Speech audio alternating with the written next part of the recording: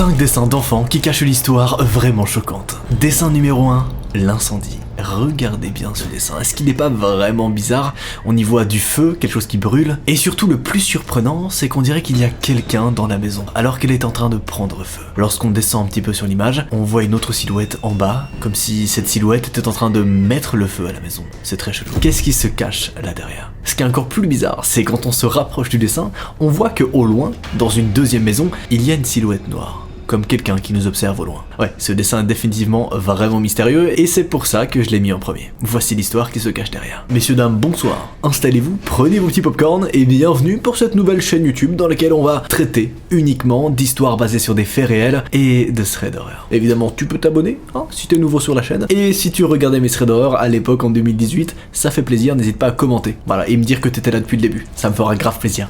Bref, ce premier dessin concerne l'histoire de Manon. Manon, c'est une petite fille très joyeuse et très enjouée, qui a beaucoup d'amis. Elle est très entourée et vraiment c'est une fillette très solaire, appréciée tout le monde. Mais Manon n'a pas toujours été comme ça. J'adore prendre des intonations bizarres quand je fais mes threads d'horreur, je suis désolé, c'est plus fort que moi. Elle a eu un petit passage à vide quand elle a eu 9 ans. Elle était assez casse-cou, mais aussi très aimante avec ses parents. Jusqu'au jour où tout a basculé dans la vie de Manon. Elle avait 9 ans, là c'était une petite Manon comme ça qui court, et quelque chose est arrivé. Et cette chose qui est arrivée est en rapport avec ce dessin. Vous allez tout comprendre. Il était un peu plus de minuit. Du bruit a réveillé la petite fille. Au départ, elle pensait que c'était sa mère qui faisait le petit déjeuner. Alors elle s'est levée et elle est allée à la fenêtre, mais elle a très vite compris son erreur. Il faisait encore nuit noire dehors, mais elle a vu quelque chose qui l'a terrifiée. Elle est restée devant sa fenêtre alors que les lueurs jaunes, orange et rouge commençaient à luire sur son visage pâle. Ouais, la maison voisine à la sienne venait tout simplement de prendre feu. Elle était pétrifiée et elle n'arrivait pas à bouger. Heureusement, sa mère l'a trouvée comme ça quelques minutes plus tard. Imaginez un peu, elle aurait pu rester debout toute la nuit. Après cet événement, elle n'a plus été la même. Elle ne parlait plus, ne jouait plus. Elle n'avait plus envie de rien. La nuit, elle allait rejoindre ses parents en pleurant. Mais elle ne disait jamais pourquoi elle pleurait. Quand ses parents lui posaient la question, elle ne répondait pas, elle changeait de sujet. Ils ne savaient pas vraiment quoi faire pour l'aider à aller mieux. En effet, ses parents étaient juste là en mode « Bon, notre fille a vu un incendie, c'est choquant, on est d'accord, mais pourquoi est-ce qu'elle fait des cauchemars toute la nuit? Est-ce qu'il y avait quelque chose durant cet incendie qu'elle a vu et que les parents n'ont pas vu ?» Observez bien le dessin. Un jour, la maîtresse de Manon a convoqué ses parents après la classe. Elle ne faisait même plus ses devoirs, ce qui n'était clairement pas dans ses habitudes. En réalité, elle était plutôt bonne élève en général. La professeure ne comprenait pas du tout son comportement, et elle a conseillé à ses parents d'aller voir une psy, qui pourrait l'aider à aller mieux. L'enseignante avait détecté un gros mal-être chez la petite Manon, tout comme ses parents. Pourquoi est-ce qu'elle était aussi mal à l'aise? Qu'est-ce qui se passe? Même s'ils n'étaient pas trop pour au départ, ils ont quand même décidé de l'écouter, et ils ont fini par trouver un excellent thérapeute pour leur fille. Ce médecin était spécialisé dans les traumatismes liés à l'enfant. Et je sais pas pourquoi je le dis de manière aussi enjouée. C'est pas drôle, c'est vraiment pas drôle. Enfin, c'est un mec qui gère les traumatismes des enfants, quoi. Il a très vite compris que la petite fille... Pardon, la transition de voix me fait rire. Voilà, je rigole pour pas grand chose aujourd'hui. Je sais pas, parce que là je suis de bonne humeur. Voilà, excusez-moi. Il a très vite compris que la petite fille avait sans doute vécu un événement qui l'avait grandement perturbé. Et que c'était ça qui l'avait fait changer d'attitude. Il a commencé à travailler avec elle, semaine après semaine, sans se décourager, pour essayer de comprendre pourquoi elle était comme ça. Qu'est-ce qui s'était passé? Quel a été l'élément déclencheur de ce comportement? Il l'a alors encouragé à s'exprimer par le dessin, jusqu'au jour où elle a dessiné ça. Voici le dessin qu'elle a dessiné. Le dessin, c'était le dessin suivant que vous avez déjà vu en introduction. J'ai pas répété ce qu'on y voit dessus, il y a du feu, il y a des gens qui pleurent, c'est pas ouf comme ambiance, mais un truc en particulier très bizarre. En voyant ça, il a discuté un peu avec la petite fille, et après ça, il a décidé d'agir immédiatement. Il est allé voir les parents de la petite fille, et les a prévenus avec un ton très sérieux qu'il allait devoir appeler la police immédiatement. Quand ils lui ont demandé pourquoi, sa réponse leur a glacé le sang. En effet, le psychologue a dit « Je crois que votre enfant a assisté à une tentative de meurtre. » Les policiers sont arrivés très rapidement et la fillette a été interrogée. Au départ, elle était vraiment très intimidée, mais elle a quand même fini par parler. Il s'avère que l'homme qui habitait dans cette maison, son voisin, a lui-même mis le feu à sa propre maison. Le problème, sa femme se trouvait toujours à l'intérieur quand c'est arrivé. Manon a vu l'homme verser de l'essence et il l'a vu jeter l'allumette. Vous voyez cette silhouette là, en bas de la maison, que vous voyez sur le dessin? Eh bien, c'est le propriétaire de la maison, qui est littéralement en train de faire cramer sa maison avec sa femme à l'intérieur. La police savait déjà que c'était un incendie volontaire, mais l'homme s'était construit un alibi parfait. Bien entendu, l'homme a été arrêté. Il a nié pendant quelques temps, mais au final, il a fini par avouer. Sa femme avait demandé le divorce et il ne l'avait pas supporté. Alors, il avait tout fait pour la tuer. Heureusement, sa femme s'en est sortie. Et lui, il a été condamné. Aujourd'hui, ce mec-là purge sa peine de prison. Ce qui est plutôt cool, du coup. Voici le dessin numéro 2. Sur ce dessin, on y voit des couleurs un peu bizarres, comme des couleurs de police, des lumières rouges et bleues. Et surtout au centre, on y voit une voiture. Une voiture avec quelqu'un à l'intérieur, sauf que la voiture est cassée en deux. C'est chelou, hein, on est bien d'accord. Qui est à l'intérieur de la voiture cassée en deux? Est-ce qu'il va bien? Est-ce que c'est un cadavre? Est-ce que c'est un humain? Vous allez tout comprendre sur cet étrange accident. 21h55. La jeune fille qui a fait ce dessin s'était profondément endormie. Quand soudain, elle a ressenti un grand choc. Mais quand elle a ouvert les yeux, tout était noir autour d'elle. Livy était une petite fille très aventureuse qui adorait jouer. Elle était toujours très joyeuse et très enjouée. Son père venait d'être muté et toute la famille avait changé de région. Du coup, la petite fille s'était faite de nouveaux amis et elle avait l'air parfaitement heureuse. Cependant, elle avait une phobie très curieuse, la peur des voitures. Ouais, Livy avait la phobie des voitures. Ce qui est pas fou hein, aujourd'hui, en 2023, d'avoir la phobie des voitures. Enfin, je veux dire, c'est un truc assez courant quand même de prendre la voiture. C'était si profond qu'elle refusait souvent de monter dans une voiture et qu'elle se bouchait les oreilles quand une voiture passait. Le départ de la famille en campagne leur a fait beaucoup de bien, car en ville, c'était vraiment insupportable pour Livy. Dans son nouveau village, elle pouvait sortir plus facilement. Sa nouvelle école était vraiment tout près de chez elle et beaucoup d'élèves venaient à pied. C'était déjà beaucoup plus simple pour tout le monde. Bien entendu, son nouvel enseignant a été mis au courant de la situation et de cette peur. Il a d'ailleurs demandé plusieurs fois à son élève pourquoi elle avait si peur des automobiles. Mais elle n'a jamais répondu. Non, on n'a jamais su au départ pourquoi est-ce qu'elle avait aussi peur des voitures. Cependant, le professeur s'est posé des questions à un autre sujet. Livy dessinait souvent des accidents de voiture, trop souvent. Encore une fois, il n'a eu aucune réponse à ces questions. Mais cette fois, il a décidé de poser directement les questions aux parents. Ils se sont sentis mal, et leur réponse a beaucoup troublé l'enseignant. Voici l'histoire cachée derrière ce dessin. Livy et toute sa famille étaient partis voir des amis pour la journée, et ils ont décidé de partir assez tôt dans la soirée, car ils avaient 1 heure de route. Mais avant de vous parler de cette soirée, il y a une chose dont je vous ai pas dite. Il n'était pas 3 à se rendre à cette soirée, mais bien 4. Livy avait un grand frère, Maxence, qui avait 12 ans de plus qu'elle. Il avait rejoint sa famille par ses propres moyens au cours de la journée. Il était 20h40 quand tout a commencé. Livy commençait à fatiguer. Après tout, ce n'était qu'une petite fille à cet âge-là, et elle se couchait assez tôt. Toute la petite famille a commencé à rassembler leurs affaires pour rentrer et à dire au revoir à tous leurs amis. Le temps s'écoule. 21h22. Les au revoir sont un peu éternisés, mais la famille a quand même réussi à partir. Livy a absolument voulu monter avec son frère, et ses parents n'y ont vu aucun inconvénient. Ils étaient en confiance. La petite fille était si fatiguée qu'elle s'est endormie très rapidement. 21h55. Elle s'était profondément endormie, quand soudain, elle a ressenti un énorme choc. Mais quand elle a ouvert les yeux, tout était noir autour d'elle. Elle avait très mal au cou. Elle a appelé son frère, mais il ne répondait pas. Elle ne s'entendait même plus crier, alors qu'elle hurlait de toutes ses forces. Elle criait, mais personne ne lui répondait. Elle a entendu les cris de sa mère au loin, mais elle était trop perdue, et elle s'évanouit. Ouais, c'est là, à 21h55, que Livy s'évanouit. Ce dessin, c'est un dessin de ce moment. 22h11. La petite a été réveillée par le bruit des sirènes et la lumière de plusieurs ambulances. Quelques heures plus tard, Livy s'est réveillée à l'hôpital. Elle n'a pas eu le temps de paniquer car sa mère est arrivée très vite auprès d'elle en pleurant. Elle ne pouvait pas la prendre dans ses bras, mais la petite fille était déjà très heureuse de pouvoir voir sa mère dans ce lieu inconnu. Cependant, même si elle dormait, certaines choses s'étaient à jamais gravées dans son esprit. Ouais, je crois que vous vous doutez maintenant de ce qui s'est passé ce soir-là. Sinon, c'est que tu mets du temps, hein. Vraiment, il faut peut-être te poser tes questions. C'est hyper violent ce que je dis. Maxence, le grand frère et Livy ont eu un grave accident de voiture. Une voiture s'est déportée sur leur voie et leur a foncé dessus. Après quelques analyses et une enquête approfondie, il était avéré que l'homme qui a provoqué l'accident était sous l'emprise de l'alcool. Il a dû payer une lourde amende et son permis lui a bien sûr été retiré. Livy a une petite blessure et un traumatisme au niveau des cervicales, mais elle s'en est bien remise. Vous vous demandez sans doute ce qui est arrivé au frère. Eh bien, le frère a survécu. Ouais, je sais, il y avait un petit suspense. Non, le frère a bien survécu, mais il sera jamais marqué par cet accident. Il a des séquelles physiques et il lui faudra sans doute du temps pour s'en remettre de tout ça. Évidemment, l'accident, plus les handicaps de son frère, ont suffi à traumatiser la petite fille. L'enseignant a vraiment été touché par cette histoire et il a conseillé un excellent thérapeute aux parents pour que la petite fille puisse aller mieux. Voici le dessin numéro 3. Ces vacances ne se sont pas si bien passées. D'abord, on peut y voir une petite inscription, c'est écrit le 12 juillet 2022, voilà, petite info.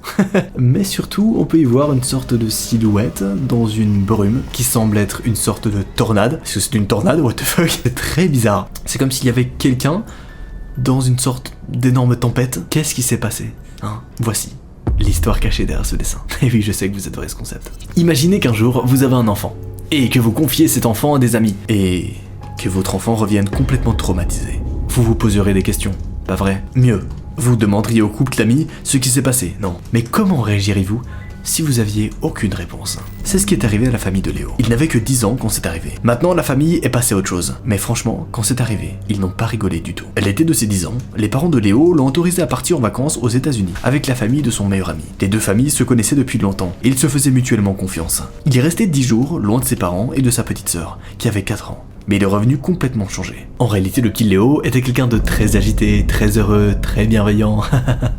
Et quand il est revenu, il était pas agité, pas bienveillant, très triste.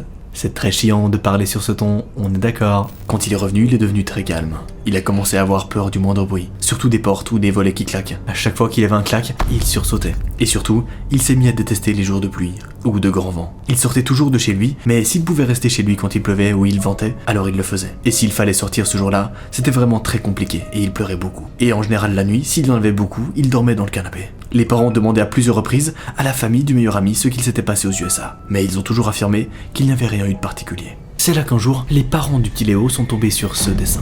C'est un dessin que Léo avait laissé sur la table. Au départ, ils n'ont rien trouvé de bizarre, mais au bout d'un moment, ils ont quand même remarqué une chose, la date. Le père a analysé le dessin avant de demander à son enfant pourquoi il avait dessiné ça. Mais il avait déjà compris, il voulait juste une confirmation de la part de son enfant. En effet, voici ce qui s'est vraiment passé. Et voici l'histoire cachée derrière ce dessin. Lorsque le petit garçon a été aux États-Unis avec la famille de son ami, tout ne s'est pas bien passé. Le troisième jour, ils ont été pris dans une terrible tempête. Elle était si forte que la famille a dû se rendre d'urgence à l'abri le plus proche, au cas où il y avait des dégâts matériels. Malheureusement, dans sa course, le garçon a perdu un objet qui était vraiment très précieux pour lui, son doudou, messieurs dames. C'était une petite peluche, un petit ours bleu, que sa grand-mère lui avait fait quand il était petit. Il en avait toujours pris très soin, car c'était un des seuls souvenirs qu'il avait d'elle. Il ne la voyait pas souvent, et il l'aimait profondément. Alors, il transposait son amour dans la peluche. Il était vraiment très proche de sa mamie. Bien sûr, lui et le reste de la famille n'ont rien eu, et il n'y a eu aucun dégât. Cependant, la peluche, elle, n'a jamais été retrouvée. Et le petit a été anéanti.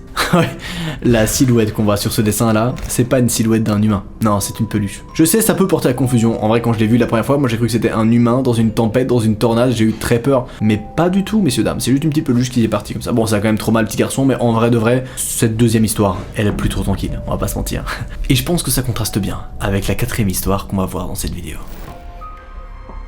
Lorsqu'on voit ce dessin, on se dit « Waouh !» C'est écrit devant « Chérie, boulangerie ». Bon, c'est super. Puis on regarde le dessin de plus près. Puis on remarque que derrière, au loin, il y a quelqu'un d'assez grand, avec un grand sourire, des grands yeux, qui semble s'approcher.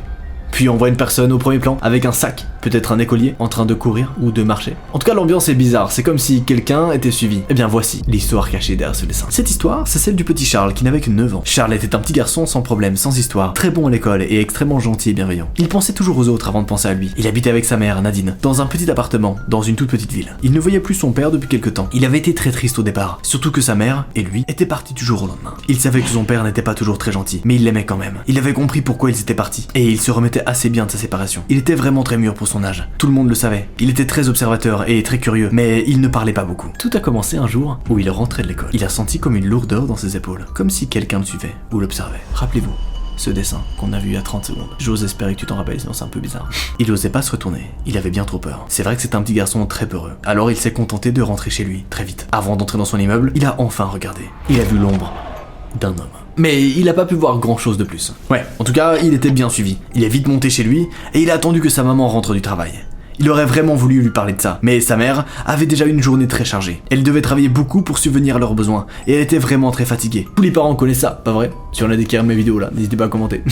D'ailleurs je le rappelle, mais tu te trouves actuellement sur une toute nouvelle chaîne YouTube qui va traiter uniquement d'affaires basées sur des faits réels et de threads d'horreur. Alors n'hésite pas à t'abonner pour ceux qui kiffaient mes threads d'horreur à l'ancienne, ça fait plaisir. Le lendemain, ça a recommencé. Et pas seulement le soir après l'école, mais aussi le matin quand il y allait. Charles avait cette impression que quelqu'un le suivait. Il a commencé à prendre peur et à mal dormir. Sa mère travaillait tellement qu'elle ne s'en est pas aperçue. C'est le professeur de Charles qui a remarqué que quelque chose clochait. Décidément, les professeurs dans cette série, c'est vraiment les cracks internationaux. C'est eux qui arrivent à résoudre la totalité des mystères. Le prof, on a eu la confirmation quand il a trouvé ce dessin dans le pupitre de son élève. Le dessin, c'était le dessin suivant, que t'as déjà vu tout à l'heure. En fait, le petit garçon en a fait plusieurs, mais ils se ressemblaient tous. Chaque dessin a un point commun. Il y a toujours cette silhouette bizarre au loin. Mais qui est cette silhouette qui le suit? Qu'est-ce que c'est? Charles a l'air de voir celui qui le suit comme un monstre effrayant. Ce dessin a choqué le professeur qui a immédiatement convoqué Charles dans son bureau. Le petit garçon était bien sûr très gêné de voir que son professeur avait pris les dessins. Au départ, il a même refusé d'en parler. Il avait honte, mais son enseignant a réussi à le mettre en confiance. Et le petit lui a raconté tout ce qu'il avait vécu durant les derniers jours. Après avoir écouté son histoire, le professeur a immédiatement appelé la mère de Charles, qui est arrivée aussi vite que possible, après avoir quitté précipitamment son travail. Elle est horrifiée par ce que lui a dit le professeur, et s'en est énormément voulu pour ne pas avoir écouté son enfant. Ils ont décidé d'appeler la police pour leur expliquer la situation. Les policiers leur ont envoyé une patrouille, mais ils n'étaient pas prêts pour ce qu'ils allaient découvrir. Voici ce que la police a découvert. Accroche-toi bien. 2 policiers sont arrivés, mais ils n'étaient pas seuls. Un troisième homme, habillé en civil, est entré dans la pièce avec eux. Charles a tout de suite reconnu l'homme qui le suivait. L'homme, qui s'appelait Stéphane, s'est approché de Charles et s'est accroupi à sa hauteur avant de s'excuser. En réalité, l'homme qui le suivait depuis des jours et qui lui avait fait peur était un policier en filature, habillé en civil, pour passer inaperçu. Mais comme le petit avait l'œil vif et qu'il était observateur, il l'a vu. Le policier surveillait le père du petit garçon qui était en réalité un délinquant dangereux, recherché par la police. En effet, la police était activement en train de rechercher le père de Charles. Et c'est pour ça qu'ils avaient placé Charles sous surveillance et que le petit garçon était suivi. L'histoire est dingue, non? On est d'accord. C'est pour cela que le petit garçon a été mis sous surveillance rapprochée. Mais personne ne pensait que le petit remarquerait la filature et qu'il prendrait peur. Aujourd'hui, le petit Charles va bien, je vous rassure, et cette histoire est loin derrière eux. D'ailleurs, le père s'est montré 2 semaines plus tard, et grâce aux policiers, il a immédiatement été arrêté. Il n'a plus le droit de voir son enfant, et il a été mis en prison pour d'autres crimes. Bref, une histoire assez sombre, mais ça sera peut-être le sujet de notre vidéo. Voici le dessin numéro 5. Le dessin s'appelle La Nounou. Vous allez vite comprendre. Sur ce dessin, on y voit des yeux en croix, comme si quelqu'un était mort. Une sorte de personne au sol. Du rouge, des taches rouges, c'est très chelou, on est d'accord. Et il y a quelqu'un debout qui sourit, avec une sorte d'arme dans la main, une sorte de couteau. C'est chelou, hein. Cette dernière histoire est sans doute la plus choquante de cette vidéo. Regardez ce dessin. Il est effrayant, hein, pas vrai? Et c'est encore pire, quand on sait que c'est un enfant de 9 ans qui l'a dessiné. Marie et Pierre étaient les heureux parents d'un petit garçon, qu'ils avaient appelé Liam. Le petit était du genre très joueur et très casse-cou. Il était aussi très maladroit, et il n'était pas rare de le voir avec des bleus ou des égratignures. Ses parents étaient vraiment très occupés, alors ils ont engagé une nounou pour le garder. Seul problème, le petit Liam détestait sa nounou. Mais quand je vous dis il la détestait, c'est que vraiment, il y avait quelque chose de pas net avec la nounou. Au départ ça allait, mais au fur et à mesure, il s'est mis à la détester de plus en plus. Il faut dire que Cécile, la nounou donc, était assez stricte, et qu'elle était très à cheval sur les horaires, ce qui ne plaisait pas trop aux garçons. Mais c'était ce qui plaisait aux parents, donc ils ne lui ont pas laissé le choix. Ça serait elle et personne d'autre. Au moins, ils savaient que leur enfant mangerait bien, et qu'il serait couché à l'heure. Pendant les vacances scolaires, elle passait toute la journée à la maison, jusqu'à ce que les parents rentrent, entre 19h et 20h. Ils étaient très satisfaits de voir leur enfant déjà douché et prêt à aller dormir quand il rentrait. Le petit s'était très longtemps plaint de la nourrice. Mais comme ses parents ne l'écoutaient pas, il avait arrêté. Il était devenu renfermé. Il ne parlait presque plus avec ses parents, qui prenaient ça pour des caprices. En fait, les parents étaient certains que leur enfant boudait et faisait plein de petits caprices. Jusqu'au jour où la mère a trouvé ce dessin, caché sous le lit. Elle a été effrayée par la violence de la scène et a immédiatement appelé son fils pour avoir des explications. Il n'a pas voulu parler. Mais la mère a insisté, elle devait absolument savoir. Mais elle n'a réussi qu'à braquer son enfant. Elle se souviendra toujours de cette phrase qu'il lui a criée avec colère. De toute façon, un jour, vous serez pas là, elle fera pas attention, et je la tuerai, et ça sera bien fait pour elle. La mère a tout de suite compris que son enfant parlait de la femme qui les gardait. Mais le dessin était bien trop grave pour qu'elle le laisse passer. Liam, le petit garçon, a été puni pour ça, et il s'avère qu'il en a fait d'autres. Ses parents ont trié tous les jeux vidéo qu'il avait, et ont décidé d'enlever les jeux vidéo les plus violents. Il était interdit de console, et est sorti pendant 2 mois. Ils aiment trop faire ça les parents, dès qu'il y a un truc violent, ils enlèvent tous les jeux vidéo. C'est vraiment le truc spécial des parents. Les parents estimaient que ce qu'il avait fait était bien trop grave, et ils n'étaient pas prêts pour la suite. Peu de temps après l'incident du dessin, ils ont été convoqués par la maîtresse de leur fils. Il devenait turbulent en classe. Il faisait le clown, et ses notes étaient en chute libre. Elle était certaine qu'il se passait quelque chose. Quand les parents lui expliquaient pour la nounou, elle leur a dit d'aller voir un thérapeute. Le petit se sentait peut-être mal, et il fallait peut-être régler le problème avant que ça ne devienne très grave. Il n'était pas trop pour la séance de psy, pensant que ça serait jeter de l'argent par les fenêtres. Il savait où était le problème, et ils devraient éduquer leur fils, c'est tout. Enfin ça, c'est ce qu'il pensait. Mais il y avait un truc bien plus sombre derrière cette histoire, et derrière ce dessin-là. Tout a basculé. Au mois de février. C'était l'anniversaire du garçon, qui avait été gâté comme d'habitude. C'était un des rares soirs où les parents rentraient tôt, et que Liam avait le droit de se coucher plus tard. Il avait même pu inviter quelques-uns de ses amis. Tout le monde était parti vers 21h. La mère était assez contente de sa soirée, et elle avait prévu d'aller faire un gros câlin à son fils et de lui dire à quel point elle l'aimait. Mais malheureusement, elle est rentrée à un mauvais moment. Et ce qu'elle a vu l'a marqué à vie. Le petit garçon, Liam, était en train de se mettre en pyjama. C'était un grand garçon. Il s'habillait seul. Il l'avait seul depuis longtemps. Alors c'est vrai qu'elle le voyait rarement torse nu, et de dos. Mais là, la mère s'est précipitée vers lui. Presque en criant, tellement elle a eu peur pour son enfant. En effet, sur le dos de son enfant, il y avait des marques, des bleus, des cicatrices, plus ou moins vieux et plus ou moins profonds. En regardant plus attentivement, elle a vu qu'il y en avait aussi sur les jambes, et elle a appelé son mari, qui n'ont pas perdu de temps. Ils sont immédiatement allés à l'hôpital le plus proche. Heureusement, Liam a rapidement été pris en charge par un médecin, et il a été examiné. Le docteur a été épaté par la résistance et la douleur du garçon, qui devait quand même beaucoup souffrir. Il lui a prescrit de la pommade et des antidouleurs. Mais ce qu'il leur a dit ensuite les a encore plus horrifiés. En effet, il leur a avoué que ce genre de marque se voyait exclusivement chez des enfants battus. Ils ne pouvaient pas y croire. Jamais ils n'auraient levé la main sur leur enfant. Jamais. Mais ils ont immédiatement immédiatement compris ce qu'il se passait en fait. Ils ne voulaient pas y croire. Alors ils sont allés voir leur fils et ont demandé si Cécile le frappait. L'enfant s'est mis à pleurer avant d'avouer que oui, Cécile, la nounou, le battait. Il leur a raconté son calvaire pendant des mois et des mois. Et elle avait toujours une ceinture large en cuir dans son sac. Quand elle la sortait, il savait très bien ce qui l'attendait. Parfois, il restait à genoux, les mains sur la tête dans un coin pendant de longues minutes. Ça a été si intense pour la mère qu'elle s'est évanouie. Un peu plus tard dans la soirée, ils ont décidé d'appeler la police pour porter plainte contre cette femme. Et ils ont découvert qu'il avait déjà fait l'objet de plaintes, mais elle avait démissionné et changé de région à ce moment-là. Malheureusement, il y a eu trop peu de preuves pour qu'il lui arrive quoi que ce soit. Elle a nié tous les faits, alors qu'il avait déjà des antécédents. Liam se remet doucement de ce traumatisme. Ses parents se sont excusés à plusieurs reprises pour ne pas l'avoir écouté. Aujourd'hui, toute la famille suit une thérapie et Liam va mieux. Mais évidemment, le petit Liam là, il est pas prêt de faire confiance à une nouvelle nounou, hein, on est bien d'accord. Voici le dessin numéro 1. Dessus, on peut y voir une maison et surtout un homme, un peu taché. Il semble très grand, courbé, peu de cheveux, les yeux injectés de sang et comme des griffes aux mains. Cette chose-là regarde mal, le petit garçon. Mais qu'est-ce que c'est ? Qu'est-ce qui se cache derrière cette chose ? Juste à côté d'ailleurs, on peut y voir une maison. Est-ce que c'est la maison du petit garçon ou est-ce que c'est la maison de quelqu'un d'autre ? Vous allez avoir la réponse à toutes vos questions. Voici l'histoire cachée derrière ce dessin. 17h30, c'est l'affolement. Dans un petit quartier résidentiel, 3 voitures de police et des secours se garent devant une maison. Les voisins sortent. Ils sont tous inquiets et surpris. Il ne se passe jamais rien ici. Les habitants commencent à se poser des questions, mais personne ne veut leur répondre. Les policiers restent muets et ne donnent aucune information. C'est là qu'une autre voiture arrive. Un homme sort avec une mallette de médecin et entre dans la maison. Ça a l'air grave, mais encore une fois, aucune information à donner. Les gens commencent à parler et apparemment l'homme qui habite dans cette maison a une quarantaine d'années et vit seul. Et surtout, c'est un homme sans histoire. Alors on se demande s'il avait des problèmes de santé, s'il s'est passé autre chose, est-ce qu'il a eu des soucis. Tout le monde s'interroge à ce moment précis. Ce que je suis en train de vous raconter a bien un lien avec ce dessin. La réponse ne viendra qu'une heure plus tard. Une civière sort de la maison, l'homme est mort. Mais c'est le coup de grâce quand un policier parle enfin et dit ceci. L'homme qui habitait dans cette maison a été assassiné. Est-ce que la maison en question, c'est cette maison qui est sur le dessin? On sait pas trop encore, mais vous allez pas tarder à l'apprendre. Et pour comprendre qu'est-ce qui se cache derrière ce dessin, il faut que je vous explique tout le contexte. Le quartier dont je vous parlais au début est vraiment un endroit très calme et très sûr. Il y a beaucoup de familles qui habitent ici, avec des enfants pour la majorité. Les gens ont appris à veiller les uns sur les autres et à se faire confiance. L'homme qui habitait là, un certain Frédéric, avait emménagé 2 ans avant le drame. Il était divorcé et assez secret sur sa vie. Il ne recevait presque personne, mis à part son frère et sa fille. Il était assez solitaire de base, mais au fur et à mesure du temps, il avait réussi à se faire des amis dans le quartier. Il organisait même un repas tous les mois avec ses voisins et leurs enfants. C'était une personne vraiment adorable, qui n'avait aucun ennemi, du moins. C'est ce que tout le monde pensait.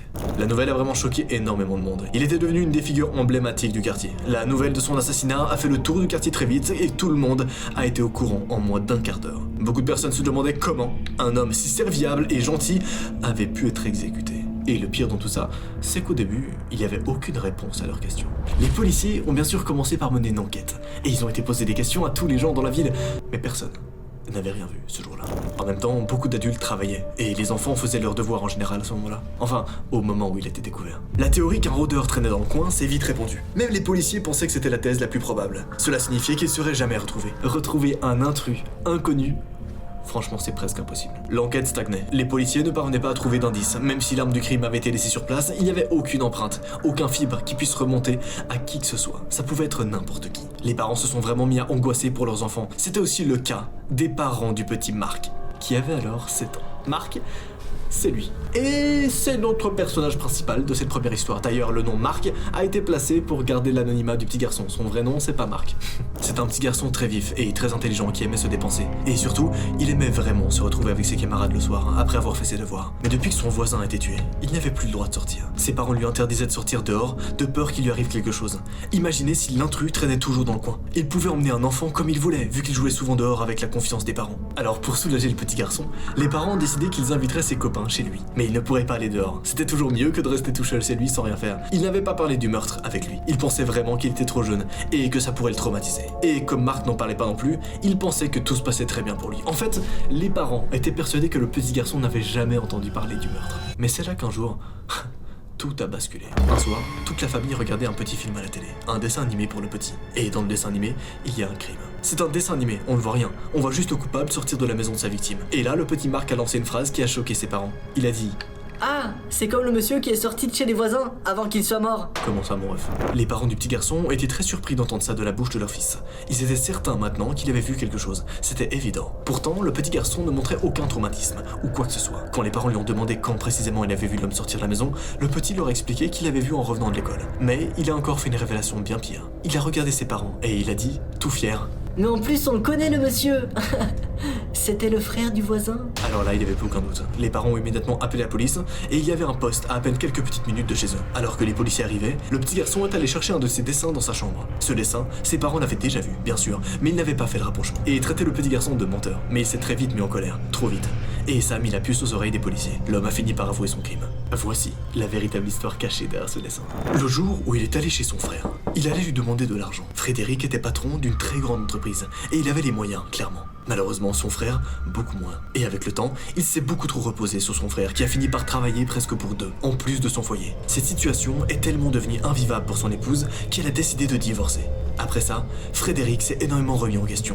Il avait parlé avec son frère, qui semblait avoir compris qu'il devait se reprendre et retrouver un emploi. Reconstruire sa vie. Ça avait fonctionné un temps, mais il est revenu à la charge. Frédéric avait même arrêté de lui répondre au téléphone, tellement ça devenait invivable pour lui. Alors son frère s'était déplacé le jour du repos de Frédéric et avait exigé d'avoir de l'argent. Il avait menacé, mais Frédéric n'a pas cédé. Dans un accès de rage, il a tué son frère avant de partir comme si de rien n'était. L'homme a bien entendu été puni pour son crime et il est actuellement en prison.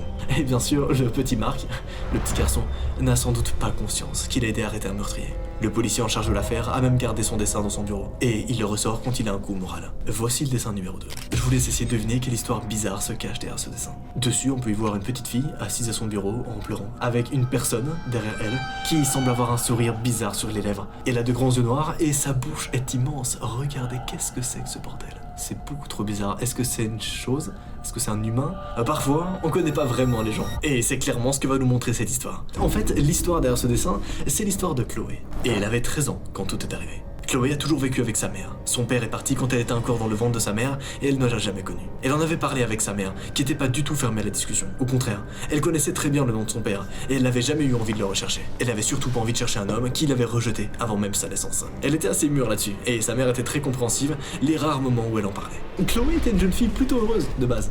Ouais, je dis de base, parce que ça a vite changé. Néanmoins, une chose dérangeait Chloé.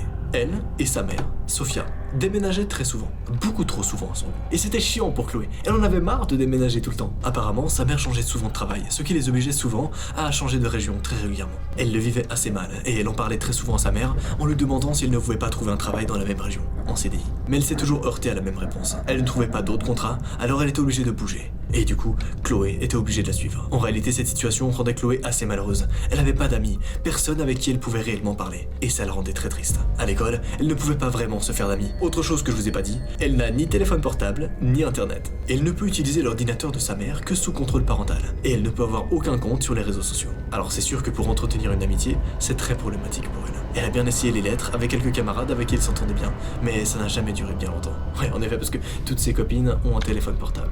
Même si, attention, c'était pas une mauvaise élève, hein. Au contraire, mais à force de déménager, elle se perdait parfois dans le programme scolaire. Et c'était souvent très compliqué pour elle d'emmagasiner certaines notions. Chose particulièrement étrange, la mère de Chloé avait des horaires toujours très aléatoires sur son travail. Et ça a toujours été comme ça. La petite fille, Chloé, lui a souvent demandé ce qu'elle faisait, et elle n'a jamais vraiment répondu. Elle a toujours dit qu'elle était dans le commerce, sans rentrer dans les détails. Vous sentez la douille arriver ou non? Sa mère est un peu louche, hein. D'ailleurs, c'est à ce moment-là que je me suis demandé, est-ce que la meuf sur le dessin serait pas sa mère? En général, quand Chloé allait mal, elle faisait tout pour que sa fille ne se pose pas la question. Sa mère était très aisée financièrement, vraiment très aisée. Alors Chloé avait presque tout ce qu'elle voulait. Vêtements à la mode, repas de luxe, week-end au spa, tout ce qui pourrait l'aider à avoir des contacts avec l'extérieur. Elle n'avait même pas le droit de sortir faire du shopping avec ses amis. Tout ça à cause d'un événement qui avait choqué sa mère quand elle était plus petite. Vous avez bien compris, Chloé n'avait pas le droit de sortir avec ses amis. Ça commence à être un peu bizarre, hein. En fait, tout ça a débordé d'un événement. Chloé n'avait que 10 ans quand c'est arrivé. Un petit incident de rien du tout. Mais Chloé avait remarqué un homme qui la suivait tous les jours sur le chemin de l'école, à l'aller et au retour. Comme elle avait pris peur, elle en avait parlé à sa mère qui avait pris peur aussi. Et sa mère fait en sorte de l'emmener à l'école. Quand elle ne le peut pas, Chloé reste chez elle à travailler ses leçons. C'est hyper triste, vous ne trouvez pas? D'ailleurs, elle avait même fait ce dessin à l'époque. Un dessin complètement banal. hein. Non, j'avoue, il est un peu bizarre le dessin, mais ce qu'il cache est encore plus bizarre. En effet, un jour, tout a basculé pour Chloé. C'était un soir en semaine, aux alentours de 22h. Elle savait que le lendemain, sa mère ne pourrait pas la poser à l'école. Alors, elle pouvait se coucher un peu plus tard et lire un peu. Sa mère venait de lui acheter la série de livres qu'elle voulait absolument. C'est là qu'elle a d'abord entendu les sirènes, puis elle a vu les lumières bleues et rouges à travers la fenêtre de sa chambre. Elle a entendu un grand bruit dans sa maison et des gens qui criaient. Elle a été terrorisée, elle n'arrivait même plus à bouger. Elle a entendu sa mère hurler à plusieurs reprises, mais elle n'entendait pas vraiment ce qu'il disait. Je vous laisse imaginer l'état de peur dans lequel tu dois être quand tu commences à entendre des gens que tu ne connais pas crier dans ta maison. Qu'est-ce qui s'est passé ce soir-là? Le soir où tout a basculé. Quelques minutes plus tard, une femme est entrée dans la chambre de Chloé. Elle avait tellement peur qu'elle n'y arrivait même plus à bouger. La femme était un officier de police, du nom de Sylvie. Elle a rassuré la jeune fille avant de lui demander de la suivre. Encore sous le choc, Chloé lui a juste demandé si elle pouvait prendre son livre. Et Sylvie a accepté. Elle a été emmenée dans un commissariat et elle a attendu longtemps. Vraiment très longtemps. Souvent, Sylvie, la policière, venait la voir pour lui donner à boire ou discuter avec elle. Jusqu'au moment où un homme est entré en cours. Un homme qui s'est mis à pleurer quand il l'a vue. Pourquoi est-ce que la mère a été arrêtée? Pourquoi est-ce qu'on donne aucune information à la petite fille? C'est qui cet homme qui est arrivé en pleurant? Chloé n'a pas compris ce qui se passait. En même temps, il faut avouer que c'était pas très simple. La pauvre était dans un commissariat, il était tard, elle ne comprenait pas toute la situation. Elle a fini par être entraînée dans une salle avec Sylvie et l'inconnu. Elle a failli tomber de sa chaise quand elle a appris qui était l'homme. L'intrus qui était rentré dans la pièce en pleurant était son père.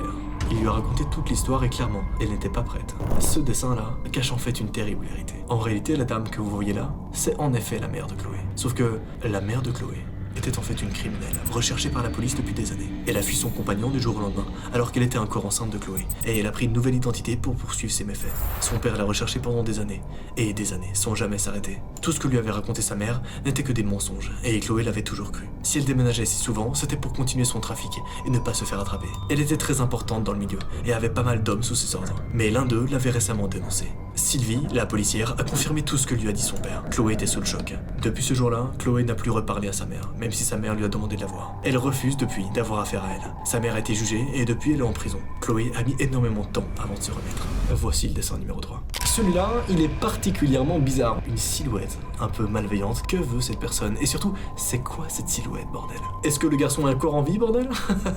Voici l'histoire derrière ce dessin. Il est 20h30 quand un certain Michel se demande ce qu'il se passe. Il se pose énormément de questions. Il regarde toujours vers la fenêtre de la maison voisine et à chaque fois, ce certain Michel reçoit des avions en papier dans son jardin. C'est trop bizarre, mais il ne les a jamais ouverts. Par curiosité, ce soir-là, il en a ouvert un. Et il a commencé à comprendre. Il était très urgent d'appeler les secours, et vite. Ouais, cette histoire parle d'un voisin qui recevait des petits avions en papier dans son jardin. Qu'est-ce qui se cache derrière tout ça? La prochaine histoire est très particulière, car elle n'est pas du tout du point de vue d'un membre de la famille de l'enfant, mais de son voisin. Vous allez voir, c'est assez bouleversant. Les événements étranges commencent à 18h30. Il fait assez chaud, alors il arrose ses plantes. Il fait tout pour pouvoir faire une bonne chose pendant l'hiver. C'est à ce moment-là qu'il voit un papier tomber devant chez lui. Enfin, un papier. Il reconnaît assez vite un avion en papier. Le petit Ethan, voisin, avait 11 ans, et il savait qu'il était assez seul. Alors il s'amusait comme il pouvait. Et son avion est passé par la fenêtre, ça arrive. Vous me direz, le voisin Michel a pris le petit avion, l'a mis de côté, et est retourné à ses occupations. Il s'est pas posé plus de questions à ce moment-là. Il aurait dû. 18h33, 3 minutes plus tard. Alors qu'il s'occupait de ses plantes de tomates, Michel a vu un autre avion en papier tomber dans son jardin. Un, ça passe, mais deux, est-ce que c'était vraiment fait exprès? Michel s'est posé la question, un peu agacé. C'est pas bientôt fini, oui? Puis, il a repris son jardin. Il espérait vraiment qu'il n'y aurait pas d'autres, et que l'enfant aurait compris. Sinon, il devait aller voir ses parents, et il n'en avait pas vraiment envie. Michel était un voisin assez calme, mais il avait des limites quand même, hein. Il aime pas trop qu'on envoie du papier sur son jardin. Le temps s'écoule encore jusqu'à 18h38. Michel a ramassé les deux avions papier qui étaient tombés chez lui, et il a commencé à rentrer chez lui quand l'impensable s'est produit. Un troisième avion est arrivé dans son jardin. Cette fois, il en a eu assez. Il l'a ramassé et était prêt à aller chez le petit voisin. Il a déplié le dernier avion qu'il a reçu. Et là, il s'est brusquement arrêté. Voici le dessin qu'il y avait sous ses yeux à ce moment-là. Il a regardé les deux autres qui étaient similaires et qu'il n'avait pas regardé jusque-là. Sur le dessin, on y voit un garçon en train de pleurer. Michel n'a pas perdu une seule seconde. Il a immédiatement compris et a appelé les secours. La police est arrivée très rapidement et on a enfin eu la version du petit garçon, qui était très bouleversé par ce qui était arrivé. Bien sûr, je vous explique tout ça. D'ailleurs, c'est une dinguerie. Vous êtes de plus en plus nombreux à s'abonner à cette chaîne YouTube et c'est incroyable. Petite info qui est vraiment très importante, comme je vais faire des vidéos qui sont de plus en plus sombres et de plus en plus étranges et mystérieuses, YouTube risque de pas trop les référencer. Donc n'hésite pas à t'abonner et à activer la cloche. C'est hyper important pour que tu puisses tomber sur les prochaines vidéos. Sinon, en vrai, il y a plus de chances que tu tombes pas sur les prochaines vidéos. Donc vraiment, abonne-toi et active la cloche pour être sûr de recevoir les prochaines vidéos qui vont arriver sur cette chaîne. C'est très important. Bref, reprenons avec la vidéo. Le petit garçon Ethan Ethan était un garçon très autonome qui savait se débrouiller tout seul. Ses parents travaillaient beaucoup et il était malheureusement souvent seul chez lui le soir. Le week-end, il sortait faire les courses avec ses parents la plupart du temps, mais pas ce jour-là. Il n'était pas très en forme, alors quand ses parents sont partis vers 18h pour faire quelques courses qui manquaient, il est resté seul chez lui. Il savait très bien s'occuper seul et il pouvait regarder des dessins animés dans le salon. C'était ce qu'il faisait ce jour-là, tout en dessinant, car oui, il avait aussi une grande passion pour le dessin. Mais très vite, il a entendu des bruits venant de son garage. Son garage qui était normalement fermé à clé, sauf quand ses parents allaient aux courses. En général, ils ne partaient pas plus d'1 heure et comme Ethan était là, pour eux, il n'y avait aucun risque. Au départ, le garçon pensait que c'était ses parents qui étaient revenus de course, mais il a vite réfléchi. Si c'était ses parents, il aurait forcément entendu la voiture aussi. Et puis ses parents étaient partis depuis trop peu de temps. Heureusement, c'était un garçon très intelligent. Et Ethan a vite compris qu'il se passait un truc pas cool du tout. Doucement, il a ramassé ses affaires, tout en comprenant que quelqu'un était en train de s'introduire chez lui. Il est monté dans sa chambre, et c'est là qu'il a entendu la porte de la cuisine, qui allait au garage, s'ouvrir. Il a pu voir un homme tout en noir, et cet homme tenait un truc dans la main. Ethan était sûr que c'était une arme. Il est monté très discrètement et s'est enfermé dans sa chambre. Il pleurait et ne pouvait pas se retenir. Il avait très peur et ne savait pas vraiment quoi faire. En plus, le téléphone était dans le salon, alors il ne pouvait pas appeler la police lui-même. Et heureusement, par la fenêtre de sa chambre, il a vu son voisin. Il ne pouvait pas crier pour l'appeler, sinon l'intrus saurait qu'il était là, et il viendrait le chercher. Il cherchait une idée, il avait du mal à réfléchir tant il avait peur. Il ne savait pas quoi faire. Il avait beau faire de grands gestes, son voisin ne le voyait absolument pas. C'est là que Ethan a vu ses crayons de couleur. C'est là qu'il a eu l'idée de faire des dessins, d'en faire des avions et de les envoyer chez lui. Clairement, c'était une idée géniale, et pas tout le monde l'aurait eu. Bon, je vous avoue que le voisin a mis du temps à comprendre ce qui se passait. Au moment où il les dessinait, il a commencé à entendre des bruits de pas dans la maison. Il tremblait, et parfois, il devait lever le bras pour ne pas gâcher son appel à l'aide. Il a envoyé le premier avion, et il a décidé de continuer jusqu'à ce que son voisin comprenne ce qui se passait. Et il n'a pas compris tout de suite, vous avez bien vu. Ethan perdait espoir. Son voisin lui avait même crié dessus. Après son 3e dessin, son voisin est rentré. Ethan s'est caché sous son lit, effrayé, et entendait l'homme rire et casser des trucs dans sa maison. Il avait entendu vider le tiroir des couverts sur le sol.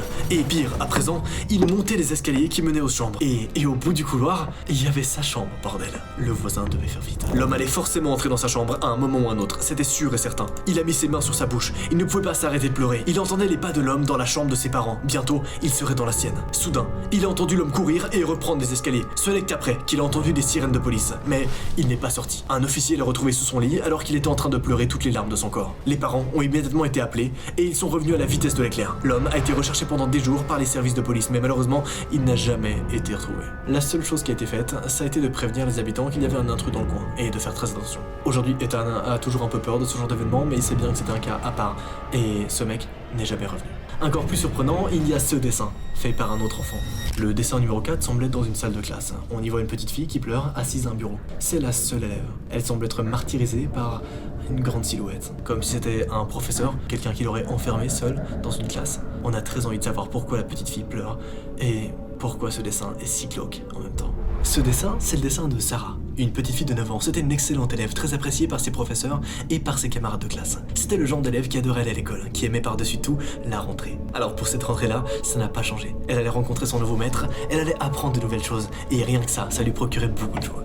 En plus, elle allait retrouver ses copains et copines. Alors vraiment, dans sa tête, c'était la fête à cette rentrée. Mais elle ne va pas se passer comme prévu. Cette fois, l'ambiance est assez vite retombée. Et Corinne, sa mère, s'en est très vite aperçue. Sarah commençait à râler pour aller à l'école, au bout de quelques semaines de cours, alors que ce n'était pas du tout dans ses habitudes. Au contraire, elle avait toujours été très joyeuse d'y aller. Mais cette fois non, elle ne voulait plus. Pourtant, elle continuait à faire ses devoirs et à apprendre ses leçons. C'était vraiment l'école qui la dérangeait pour le coup. Et Corinne ne comprenait pas pourquoi. Ni le père de la petite fille d'ailleurs. Leur enfant était vraiment très studieuse, alors son comportement les dépassait complètement. Puis, c'est là qu'elle a commencé à faire de très grosses colères pour ne pas aller à l'école. Elle refusait d'y mettre un pied, et c'était parfois un calvaire de l'emmener. Parfois, ils arrivaient même en retard, et ça ne lui plaisait pas tellement au maître, ni à la directrice de l'école. Comme les parents ne trouvaient pas ça normal, ils ont essayé de se renseigner auprès des autres parents, mais aucun élève s'était plaint, ni quoi que ce soit. Ils ont aussi essayé de questionner Sarah, mais elle ne répondait jamais. Elle les ignorait la plupart du temps. C'est là qu'il s'est passé un truc qui s'était jamais passé auparavant. Un soir, Sarah est rentrée avec une punition. Le maître n'avait donné aucun motif pour la punition, donc ils ont tout naturellement demandé à Sarah. Ils ne l'ont pas grondée, ils savaient très bien que quelque chose n'allait pas. Alors ils ont tout fait pour ne pas la brusquer, mais elle ne répondait toujours pas.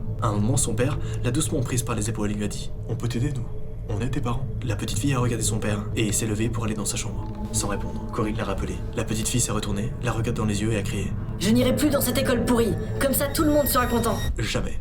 Ils ne l'avaient entendu parler comme ça. Ça les a beaucoup bouleversés. Ils en ont parlé le soir quand Sarah était couchée. La décision qu'ils ont prise est assez surprenante, vous allez voir, mais plutôt intéressante. Les parents ont décidé d'enregistrer une journée complète de Sarah. Genre une journée complète de elle à l'école. Le père de la petite était informaticien et il adorait tout ce qui était des petits gadgets. Avant que sa fille aille à l'école le lendemain, il a fait placer un petit enregistreur dans une de ses poches de sa fille qu'elle n'utilisait jamais. Il était complètement invisible. Comme ça, il pourrait essayer de comprendre et d'aider leur fille qui était clairement dans un état de grande souffrance. Corinne, la mère, a tourné en rond toute la journée. Elle travaillait comme secrétaire de direction à mi-temps pour pouvoir être présente quand sa fille était là. Comme d'habitude, la petite fille est rentrée très mal de l'école. Elle s'est enfermée dans sa chambre pendant une bonne vingtaine de minutes avant de faire ses devoirs. Corinne n'a touché à rien. Elle n'y connaissait pas grand-chose en réalité. Elle a attendu que son mari entre et que Sarah aille se coucher pour écouter l'enregistrement de la journée. Et c'est là qu'ils ont été choqués par ce qu'ils ont entendu. Mesdames et messieurs, préparez vos petits écouteurs parce que là, ça va vraiment être dramatique. Le professeur de Sarah faisait clairement des différences entre ses élèves. Il avait pris 5 élèves en grippe et les humiliait ouvertement devant tout le monde.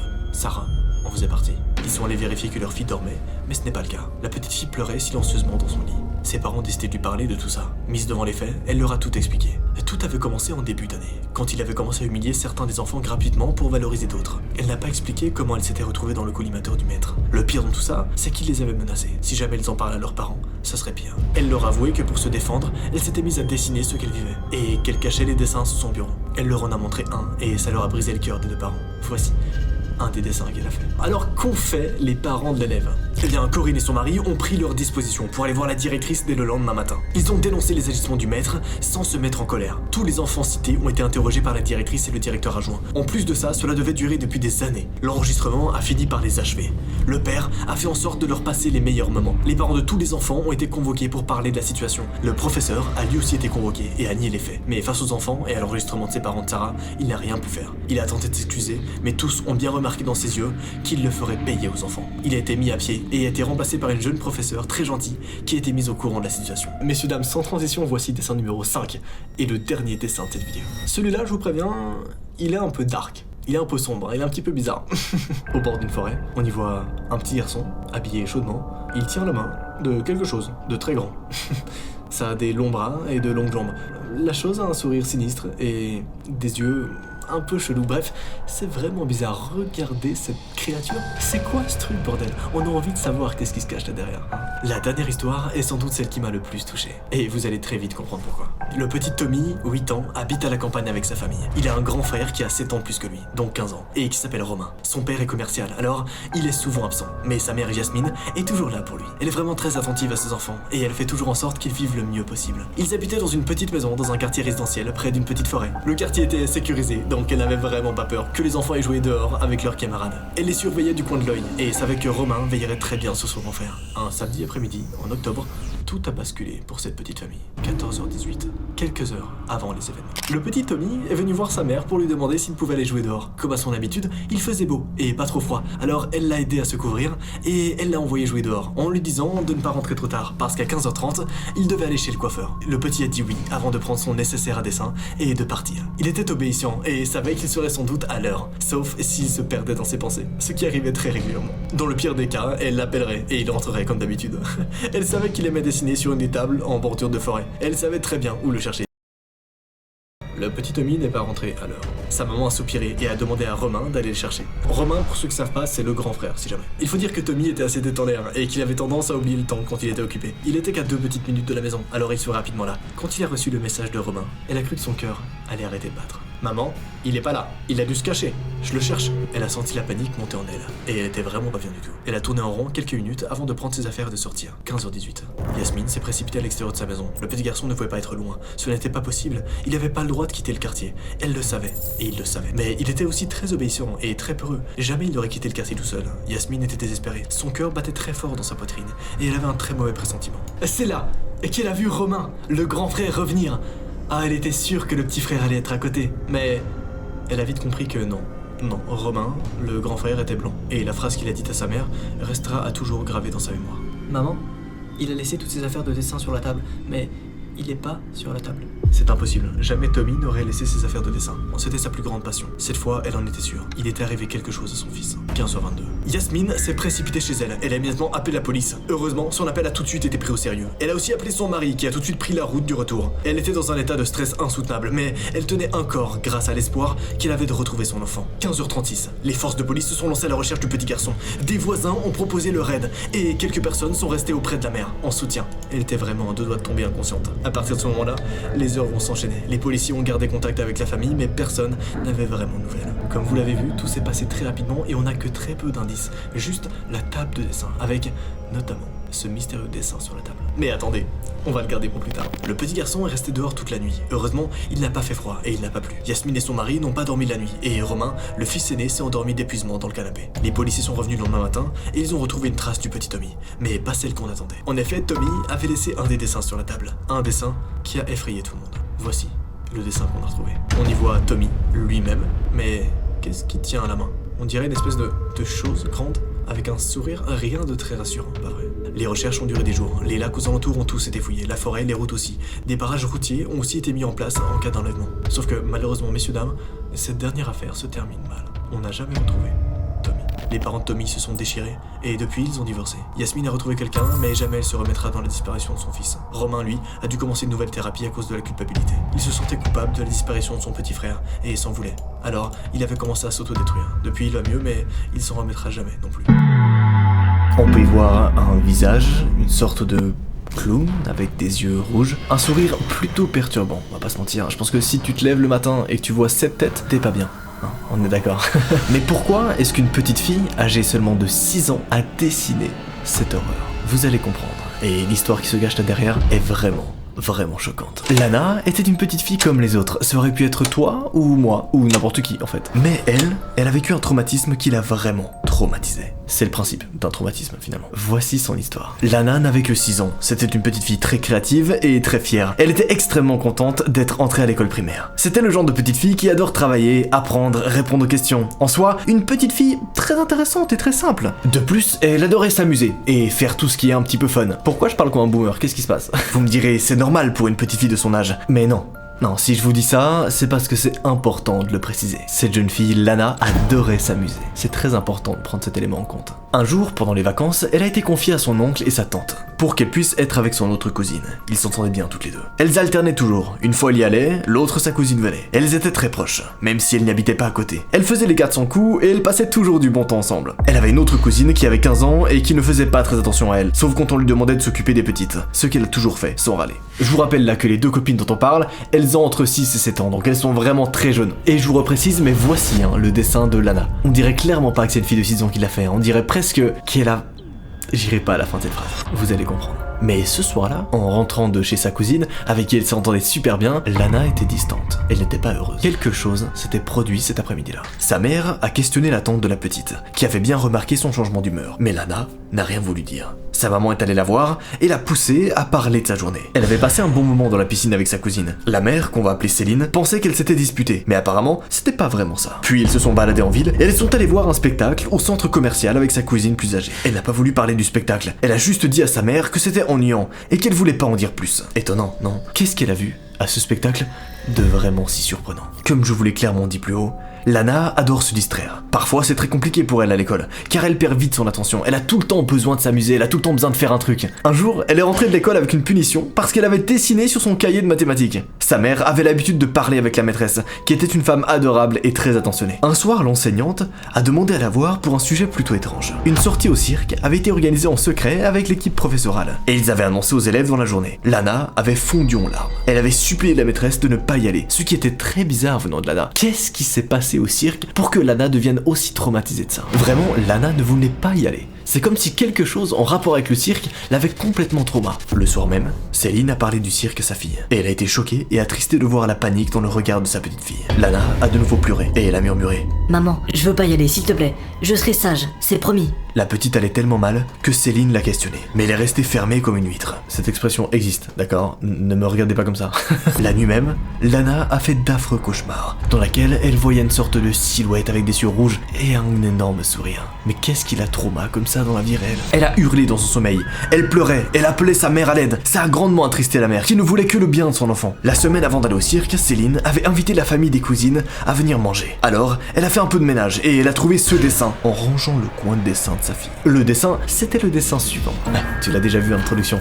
Il est un peu bizarre, hein. On y voit une sorte de personnage avec un énorme sourire, un nez rouge, des yeux presque rouges, c'est vraiment chelou, on est d'accord? Qui est cette personne et qu'est-ce qu'elle veut? Elle n'a pas eu le temps de parler à Lana, car après ça, sa famille est très vite arrivée. Pendant le repas, Céline, la mère, a évoqué le fait que Lana ne veut pas y aller au cirque. C'était là que la grande cousine, celle âgée de 15 ans, a baissé la tête. Et elle a dit « Bah, c'est peut-être à cause du clown, en fait. » Comment ça, mon ref? De quel clown est-ce qu'on parle? Qu'est-ce qui s'est passé en rapport avec un clown? Et qui se déguise en clown de cette manière? Ça fait beaucoup trop flipper, on est d'accord? Cette phrase a choqué Céline. Entre ça et le dessin qu'elle a vu le matin même, cela ne pouvait pas être une coïncidence. Elle a enfin appris pourquoi sa fille, qui adorait rire et s'amuser, refusait d'aller au cirque. Elle était traumatisée par un clown.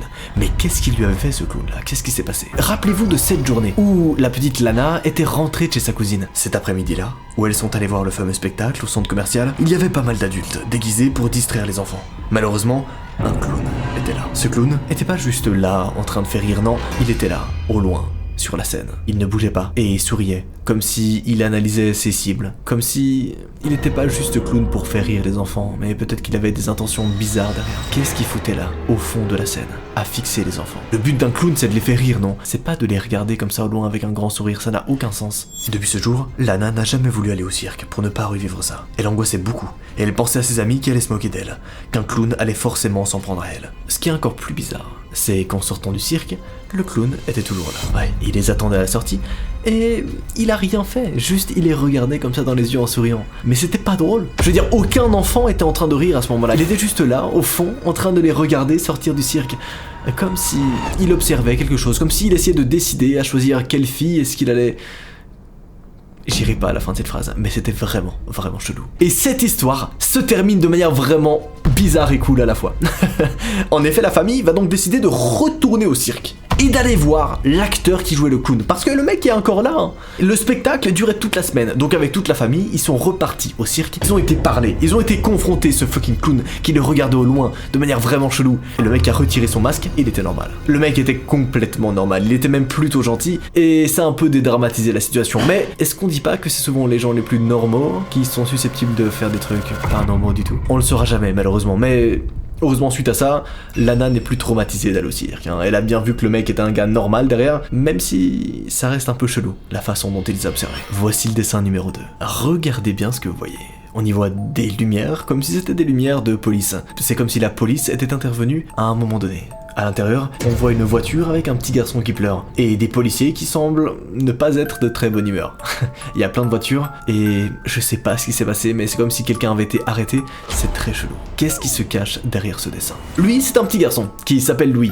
2 heures avant les événements, il était à l'école et il suivait les cours, comme d'habitude. C'est un petit garçon très calme, qui aime beaucoup apprendre, mais aujourd'hui, il a hâte de rentrer. C'est son anniversaire, et il espère de tout cœur que cette personne sera là. Clairement, vous êtes pas prêts pour cette histoire. Ouais, parce que la journée de Louis va clairement pas se passer comme prévu. Louis vivait seul avec sa maman depuis qu'il avait l'âge de 7 ans, donc depuis environ 3 ans. Il voyait son père un week-end sur 2 et une semaine pendant les vacances, mais il était très triste de ne pas pouvoir le voir plus. Mais il n'en parlait pas à sa maman. Parce que bon, tu connais, hein, les parents séparés, il y a une petite dispute entre eux, c'est classique. Oui, son père et sa mère ne s'entendaient plus depuis très longtemps. Elle entendait souvent sa mère parler mal de son père, et réciproquement. Et ça lui faisait très mal de voir qu'ils ne se supportaient plus. Alors, il n'en parlait plus, ni devant l'un, ni devant l'autre. C'était plus simple comme ça. Ni devant l'un, ni devant... Faut que j'arrête de prendre des tons de voix comme ça, c'est très chiant, hein, on est d'accord. Pour oublier un peu ce climat, il se plongeait dans ses leçons, et dans ses cours de tennis. Ça lui permettait de décompresser un peu pour garder le contact avec son père. Ce dernier lui avait acheté un petit téléphone portable qu'il devait absolument cacher à sa mère. Heureusement pour lui, sa mère travaillait beaucoup, et elle n'avait jamais trouvé le téléphone. Il appelait son papa tous les jours, ou presque, après l'école. Sa mère travaillait dans un supermarché, donc elle était rarement là avant 19h. Mais il avait appris à se débrouiller seul. Son père, lui, avait promis qu'il viendrait le voir pour son anniversaire, même s'il habitait loin. Son père était le genre de personne à faire beaucoup de promesses, mais il les tenait pas toutes. Même... c'était plutôt rare en fait qu'il tenait ses promesses. Et ça, le petit Louis le savait. Il ne lui en voulait pas, mais ça le rendait triste. Il savait que son papa voulait le voir, mais quelque chose l'empêchait parfois. C'était comme ça, jusqu'à ce jour-là, son anniversaire. Est-ce que son papa allait venir enfin? Est-ce que tout allait se passer comme prévu? Bien sûr que non, on est dans un thread d'horreur. Pourquoi t'as cliqué sur cette vidéo si tu crois que tout va se passer comme prévu? Tu te trompes de vidéo, tu peux la quitter, du coup voilà, si tu penses que tout va se passer comme prévu. C'est très violent comme je parle, on va peut-être baisser un peu d'un ton. H, moins 2 minutes. Louis sort de l'école. Il a fait un goûter d'anniversaire avec tous ses camarades de classe, alors il est très heureux. Il sait que son papa va l'appeler quand il sera rentré de l'école. Enfin ça, c'est avant qu'il voit la voiture blanche se garer devant lui. Il reconnaît tout de suite cette voiture. Il sent la joie l'envahir, et il saute dans les bras de son père quand celui-ci sort de la voiture. Il s'enlace pendant un moment, puis Louis monte dans la voiture de son père. Son père, Michael, lui explique qu'ils vont partir en vacances tous les deux quelques jours. Mais Louis proteste. Il a l'école, il faut qu'il y aille, il peut pas partir comme ça en vacances sur un coup de tête, c'est un foufou ou quoi son daron? Pourquoi je parle comme ça? C'est... non. Mais heureusement, son père le rassure. Son école est déjà au courant, et sa mère aussi. Comme le petit n'emmène pas son téléphone, il aimerait aller le chercher, mais encore une fois, son père le rassure. Il pourra appeler sa mère avec son téléphone, mais pas avant qu'il soit arrivé. Ça reste un peu bizarre, hein. Le père est presque en train d'enlever son enfant là, c'est ce qui se passe. Genre le mec le dit de pas prendre son téléphone, qu'ils doivent partir sur un coup de tête, c'est un peu chelou, mais pourquoi pas, le petit se dit c'est une surprise, c'est trop bien. Y a rien de bizarre qui peut se cacher derrière. En même temps, le petit il est très jeune et il peut pas du tout prendre du recul sur cette situation. Alors bien sûr, vous imaginez, le petit Louis croit son père, et il se tient sage, tranquillement. Vous voyez arriver le truc, non? Le soir, il faut une petite pause dans la campagne pour manger. Son père a loué une petite chambre dans un hôtel, sans télévision et sans internet. C'est vraiment un coin paumé. Le petit peut profiter d'un repas bon et chaud, avant de se coucher dans un vrai lit. Assez tôt, très fatigué par la journée et par la route. 13 minutes après le drame. Il est 5h du matin. Le petit Louis est réveillé par le téléphone de son père, qui est déjà debout et habillé. Il ramasse toutes leurs affaires, et il demande à Louis de venir. Ils doivent partir tôt. Louis remarque bien que son père n'est pas comme d'habitude. Le petit s'habille, et ils partent très vite. Il avait déjà vu que son père était pas tout à fait comme d'habitude la veille, mais là c'était vraiment différent. Il semble nerveux, et s'énerve assez facilement. Louis pense que c'est la route qui l'inquiète, alors il ne pose pas de questions, et il obéit très rapidement à ce que son père lui dit. Une fois dans la voiture, le petit garçon s'endort, tout en se demandant où ils vont. En effet, à ce moment-là, ils savent même pas encore où est-ce qu'ils vont. Hein. Dites-moi vos théories en commentaire. 20 minutes après le drame. Michael, le père, s'arrête rapidement au drive d'un fast-food très connu. Il prend un petit menu pour son fils, mais ne prend rien pour lui. Le petit est gêné et inquiet que son père ne mange pas. Alors il essaie de partager ses frites et son petit burger. Mais rien à faire. Son père ne veut pas manger. Il crie même à son fils de le laisser tranquille. Et le petit finit par se taire. D'ailleurs, le petit est un peu choqué que son père puisse parler comme ça. Michael a toujours été quelqu'un de gentil pour tout. Il ne lui a jamais crié dessus. Alors, il ne comprend pas. Depuis la veille, il commence même à avoir peur de son père. Parce qu'il y a un truc que je vous ai pas dit, qui est très important. Depuis le début, le père a un couteau dans sa poche. Qu'est-ce qu'il fait avec ça? Qu'est-ce que le père fait avec un couteau dans sa poche depuis plus de 24 heures avec son fils? Ça n'a aucun sens. Le couteau était précisément situé dans sa poche droite. Louis ne l'avait jamais vu avant qu'il aille se coucher la veille. Et il commence à avoir peur. Il n'ose plus parler, il n'ose même pas demander à appeler sa maman. Il est tétanisé. À ce moment-là, le temps s'écoule de plus en plus vite. Nous sommes 22 heures après le drame. Michael commence à se détendre. Louis ne sait pas où ils sont, mais il a vu quelques panneaux de la Belgique qui n'étaient pas loin. Et puis, à un croisement, c'est l'hécatombe. C'est là que tout bascule, messieurs dames.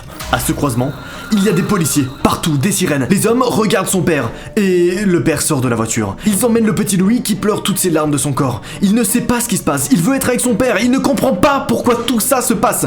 On l'emmène à la gendarmerie, on le met dans une pièce où il fait ce dessin. Louis a eu très peur de ce qui s'est passé avec les policiers. Les policiers ont emmené son père de force. Il a rien compris, tout s'est passé très vite. Le père n'a même pas eu le temps de sortir son couteau qu'il était déjà à terre, les bras derrière le dos. Le petit garçon n'était pas au bout de ses surprises, non. Vous voyez ce dessin là qu'il a fait à ce moment-là devant les policiers? Oui, c'est un contexte plutôt particulier hein, pour faire un dessin. Eh bien ce dessin il cache vraiment une histoire choquante. C'est le concept de la vidéo, hein, finalement. Pourquoi son père a été arrêté par la police? Qu'est-ce qui s'est passé à ce moment-là? Vous avez trop de questions, je suis là pour y répondre, évidemment. Hein. J'ai pas passé à la troisième histoire comme ça sans vous donner toutes ces réponses. 3 heures après son arrivée au poste de police, la mère du petit garçon est arrivée. Grâce aux policiers, elle a pu venir par hélicoptère. Louis n'a rien compris à ce qu'il passait, jusqu'à ce qu'une dame vienne le voir. Vous avez compris? Non. Louis a été enlevé par son père. Il ne partait pas pour son anniversaire, sa mère n'était pas au courant, son école non plus, et il avait presque réussi à passer la frontière. Le petit garçon a beaucoup pleuré, il a compris que son papa avait fait une grosse bêtise. En fait, l'histoire est un peu plus compliquée que ça. La mère venait d'avoir la garde exclusive sur le garçon, ce qui veut dire que c'était la mère uniquement qui pourrait voir et garder l'enfant. Le père n'avait plus jamais le droit d'approcher le garçon de sa vie, ce qui est plutôt extrême, on va pas se mentir. Mais j'imagine qu'il y avait des raisons derrière. Le père, Michael, a pété un plomb. Il avait enlevé le petit pour pouvoir le voir, car il ne comprenait pas la décision du juge. Le petit Louis a pu rentrer chez lui, mais cette histoire le hante encore. Il voit un psychologue qui l'aide énormément.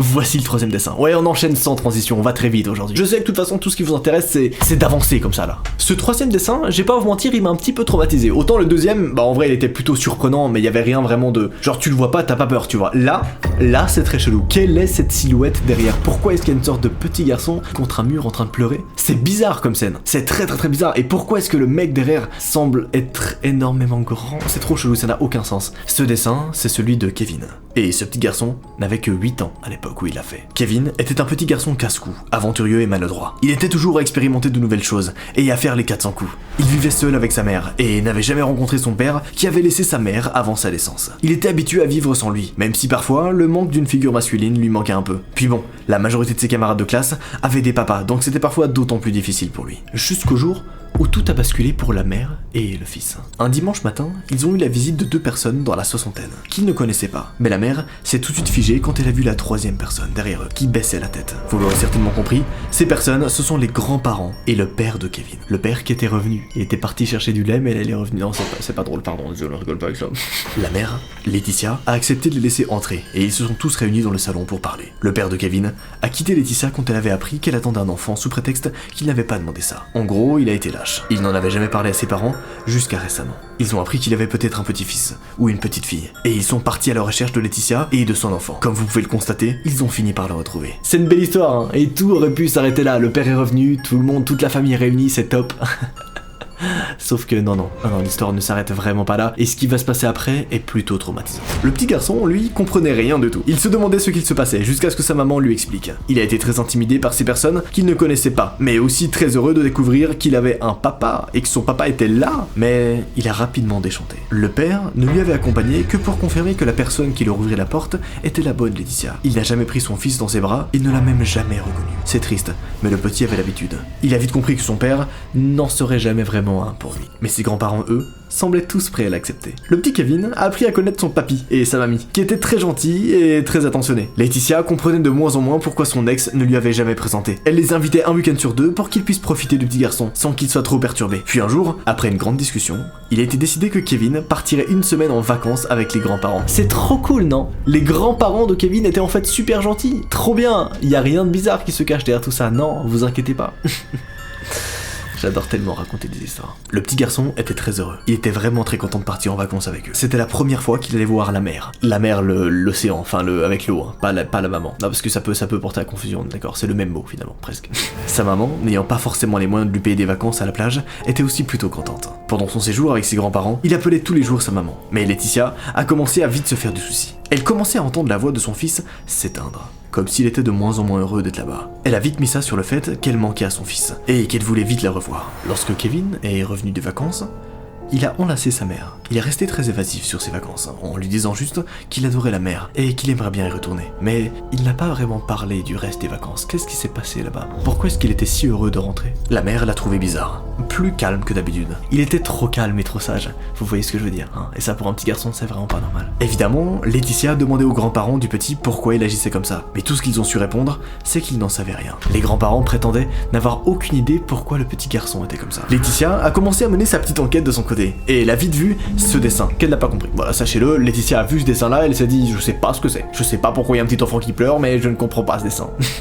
Voilà, peut-être pas pris cette voie, mais elle n'a pas voulu questionner son enfant dessus, pensant que ça n'avait rien à voir, si seulement elle avait su la vérité à ce moment-là. Hein. Une autre scène l'a choquée. Un jour, alors qu'elle était en train de faire le ménage, elle est passée près de son enfant, et il a eu un geste un peu vif, ce qui peut arriver. Mais Kevin a immédiatement eu un réflexe de protection, qui n'était pas du tout habituel chez lui. Elle ne l'avait jamais frappé, bien sûr, et pourtant, il s'est défendu très vite, comme si il avait peur de quelque chose, comme s'il était traumatisé de quelque chose. Qu'est-ce qui s'est passé durant le moment où elle était en vacances là-bas, hein? Elle a commencé à imaginer le pire, mais elle n'a eu la réponse à ses interrogations qu'une semaine plus tard. Comme à chaque fois, les grands-parents étaient invités, chaque week-end. Tout le monde s'était retrouvé à table vers midi. La conversation était calme et posée. Kevin a juste demandé le sel pendant que les adultes parlaient de choses diverses et variées. C'est là que son grand-père va le gifler.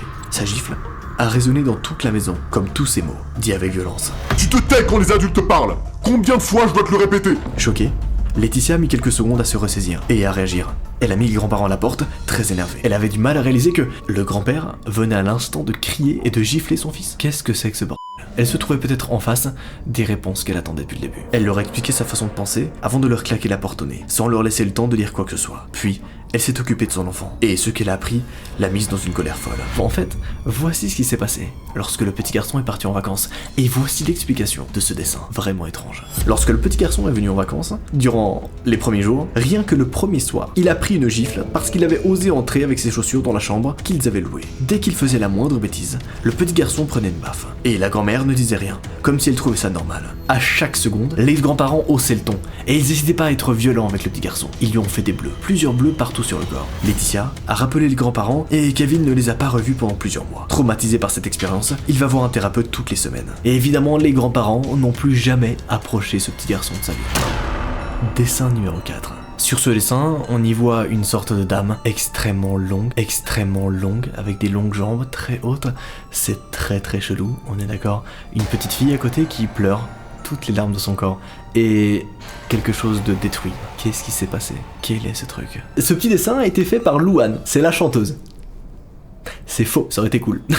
La famille de Louane vivait dans une grande maison dans une banlieue de Muranville. Louane avait une grande sœur de 2 ans de plus qu'elle. Sa sœur s'appelait Julie, et malheureusement, elle était la petite chouchou de ses parents. Louane, la petite, avait la réputation d'être une jeune fille turbulente et menteuse, alors que sa sœur était sage et douce. Alors la petite était souvent réprimandée et punie pour ça, alors que la sœur, elle, allait au cirque, à la piscine, et elle avait de l'argent de poche, alors que Louane, la petite, elle n'avait rien. Louane était vraiment délaissée par sa famille. Non, j'abuse, mais vraiment Louane n'arrêtait pas de faire des conneries, et c'est un petit peu la petite... Elle était pas sage, voilà. Louane pleurait souvent à cause de la situation, et ses parents lui répondaient toujours que c'était de sa faute, et qu'elle avait qu'à changer son comportement. Bref, elle était assez réprimandée, et elle était souvent seule. Louane avait appris à jouer dans son coin. Elle était assez calme quand elle ne faisait pas de bêtises, selon ses parents. Louane avait une marraine, et cette femme était très attristée par sa nièce. Comme elle habitait dans une grande maison, elle a décidé de prendre la filleule chez elle pendant les vacances scolaires. Et devinez quoi ? Les parents ont insisté pour qu'elle prenne également la grande sœur pour ne pas qu'elle soit seule et qu'elle s'ennuie, vous comprenez? Juste ça, personnellement, moi ça me rend ouf. Laissez-la profiter à un moment donné, s'il vous plaît. Alors que les filles étaient chez elle, elle a surpris une scène qu'elle aurait pas dû surprendre. La grande sœur venait de déchirer un dessin, et vu les pleurs de la petite fille, ça devait être le sien. En voyant sa tante, la grande sœur s'est mise à pleurer, en disant que c'était Louane qui avait déchiré son dessin. Sur le coup, la tante n'a rien dit. Elle n'a disputé aucune des deux filles. Elle les a juste envoyées dessiner à des endroits différents. Heureusement, il était peu avant midi, et la situation s'est très vite tassée. Quand elle a rangé les affaires avec l'aide des filles, elle a vu un des dessins de la petite. C'était ce dessin-là. Ce dessin l'a profondément troublée. Elle a observé les filles, et elle s'est vite rendu compte qu'elle ne pouvait pas avoir d'informations d'aucune d'entre elles. Elle les a surveillées de plus près, et elle a fini par voir une scène qui l'a encore plus choquée que le dessin. Louane jouait seule dans son coin, quand sa sœur est venue lui arracher sa poupée des mains. Sa tante a de suite sorti son téléphone portable pour filmer, et elle a eu un très bon réflexe. La grande sœur était en train d'humilier sa petite sœur, et elle a fini avec cette phrase. De toute façon, si t'en parles, personne te croira. Il me croit toujours moi, et pas toi. C'est là que la tante a décidé d'intervenir. Elle n'en croyait pas ses yeux. Depuis le début, la petite sœur se faisait insulter, elle se faisait maltraiter par ses parents, parce que la grande sœur faisait croire que toutes ces conneries étaient en fait les conneries de la petite sœur. Elle est sortie de l'ombre, et la grande sœur ne savait plus quoi faire. Alors elle s'est mise à pleurer en disant que Louane l'embêtait. Ce qui était faux, encore une fois, c'était elle qui l'embêtait. Mais la tante l'a confrontée à ses mensonges. Elle a demandé à Louane si ça se passait comme ça tout le temps à la maison. Et Louane a affirmé que oui. La grande a essayé d'accuser sa sœur, mais sa tante ne la croyait plus. Louane lui a expliqué qu'une de ses amies avait aussi vu des choses, mais qu'elle lui avait demandé de se taire. La tante a pris les choses en main et a appelé la maman de la meilleure amie de Louane. Elles sont allées voir les parents de Louane et leur ont expliqué la situation. Au départ, bien sûr, ils les ont absolument pas cru. Mais rappelez-vous, la tante a été très smart. Elle a pris son téléphone tout de suite et elle avait filmé la scène. Donc elle a vu, en secret, la grande sœur humilier la petite sœur. Elle a tout vu et elle a tout filmé. Au début, les parents étaient dans le déni et ils voyaient rien que des brimades de la grande sur la petite. Les grands ont nié au départ, mais la grande a fini par dire la vérité, quand son père lui a dit qu'elle serait encore plus punie si elle ne disait pas la vérité. Depuis le départ, la petite sœur Louane subissait les méchancetés et les mensonges de sa grande sœur, et ce depuis qu'elle était petite. La sœur avait toujours été jalouse de Louane depuis que sa mère était tombée enceinte, et elle se vengeait sur elle, tout en se faisant bien voir par les adultes. Ouais, cette espèce de silhouette là sur le dessin que tu vois, c'est en fait la grande sœur qui l'a traumatisé toute son enfance. Bon, en vrai, c'est plutôt rassurant de se dire que ça c'est juste la grande sœur et que c'est rien d'autre, hein, on est d'accord. Et pour terminer, voici le dessin numéro 5. On y voit un énorme chien. Qu'est-ce que c'est que ce bordel? Il y a une sorte de cadavre ou un humain au loin derrière qui n'a vraiment pas l'air heureux du tout, on est d'accord? qu'est-ce qui s'est passé? Contrairement à ce qu'on peut penser, beaucoup d'enfants aiment lire. Malheureusement, tout le monde s'en rend compte. Et on est dans une société où les gens ne lisent plus vraiment. Alors les enfants se mettent à lire un peu n'importe quoi, sans qu'on leur donne des conseils. Un peu comme la télévision. Mais parfois, ça peut aller loin. Et c'est ce qui s'est passé pour le petit Justin. Tout le monde était d'accord sur une chose. Justin était un petit garçon calme, tranquille, qui ne posait jamais de problème. Il a très vite aimé les petits plaisirs calmes, dont la lecture quand il a su lire. Ses parents étaient assez heureux de ça, et ils lui offraient des livres de temps en temps. En plus de ça, ils l'ont également inscrit à la bibliothèque, pour qu'il puisse prendre des livres quand il le voulait. Mais ça, c'était jusqu'au jour où le petit garçon a complètement arrêté d'y aller. Du jour au lendemain, le petit garçon n'a plus jamais été à la bibliothèque. Pourquoi? Au départ, ses parents ont pensé que c'était juste un changement d'humeur passager. Après tout, il n'avait 13 ans. Ça pouvait arriver, mais ils se sont vite rendu compte que ce n'était pas le cas. Justin n'était pas le genre de garçon qui parle de ses problèmes. Il le savait. La preuve, dans son premier collège, il s'était fait harceler pendant 6 mois avant de commencer à être bousculé, au point que ça lui faisait des bleus. Ses parents se sont même demandé si ça recommençait. Mais leur fils leur assurait que non, que tout allait bien dans son nouveau lycée. Alors pourquoi est-ce qu'il n'y allait plus à la bibliothèque? Qu'est-ce qu'il a lu là-bas de si bizarre? Est-ce qu'il est tombé sur un vieux livre? Sur une vieille légende? Est-ce qu'en sortant de la bibliothèque, il a vu quelque chose de bizarre? Vous allez avoir toutes les réponses. Ses parents savaient que le petit garçon n'était pas bien du tout. Il faisait des cauchemars la nuit, il ne lisait plus. Il regardait des dessins animés alors qu'avant il disait que c'était pour les bébés. Non, clairement, il y avait un problème. C'est la mère qui a commencé à franchement s'inquiéter quand, en rangeant un peu la chambre de Justin, elle est tombée sur ce dessin. C'était la première fois qu'elle voyait des taches rouges comme du sang sur un dessin d'un enfant. Ça l'a vraiment choqué, on est d'accord. Et je pense que si toi tu vois ça, là t'es aussi un peu choqué. En même temps, le truc est sombre, on dirait même pas un chien, on dirait une sorte de créature bizarre. Qu'est-ce que c'est que ça? Ouais, c'est bien une sorte de gros chien. Et il a vraiment l'air plutôt dangereux, avec ses dents remplies de taches rouges. C'est vraiment très effrayant. Et la mère n'avait pas pour habitude de montrer des films d'horreur à son enfant. D'ailleurs, elle n'avait jamais vu aucune trace de morsure sur Justin. Alors elle se demandait franchement d'où ça venait. Lors d'un repas, elle a posé innocemment la question, et Justin l'a regardé avec un sourcil relevé. Il a fini par répondre que non, il n'avait jamais été mordu, et qu'il trouvait la question de sa mère vraiment bizarre. Mais les choses cheloues ont continué d'arriver.